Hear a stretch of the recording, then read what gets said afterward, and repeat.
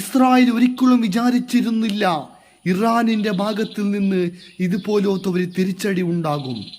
America പോലും സ്വപ്നത്തിൽ പോലും ഇതുപോലത്തെ ഒരു തിരിച്ചടി ഇസ്രായേലിലേക്ക് ഉണ്ടാകുമെന്ന് ഇറാനിന്റെ ഭാഗത്ത് നിന്ന് ഒരിക്കലും വിചാരിച്ചിട്ടില്ല. ഇപ്പോൾ ഇസ്രായേൽ ആവശ്യപ്പെടുന്നത് അമേരിക്കന്റെ സപ്പോർട്ട് വേണം.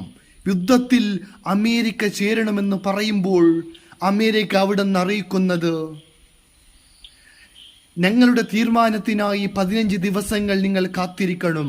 പക്ഷേ അമേരിക്ക ഒരിക്കലും ഇതുപോലത്തെ തീരുമാനത്തിലേക്ക് വന്നെത്തുമോ എന്നൊരു സംശയമാണ്.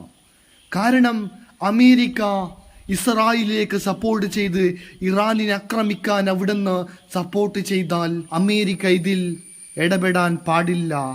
ഒരുപക്ഷെ അമേരിക്ക ഇതിൽ ഇടപെട്ടാൽ, ഇസ്രായേലിന് സപ്പോർട്ട് ചെയ്താൽ, റഷ്യ അടക്കമുള്ള ലോകത്ത് ഏറ്റവും ശക്തമായ രാജ്യമായ ചൈന അടക്കം, റഷ്യ അടക്കം ഇറാനിനോടൊപ്പം നിൽക്കുമെന്ന് പറഞ്ഞതോടെ അമേരിക്ക അടക്കം ഭയപ്പെടുകയുണ്ടായി.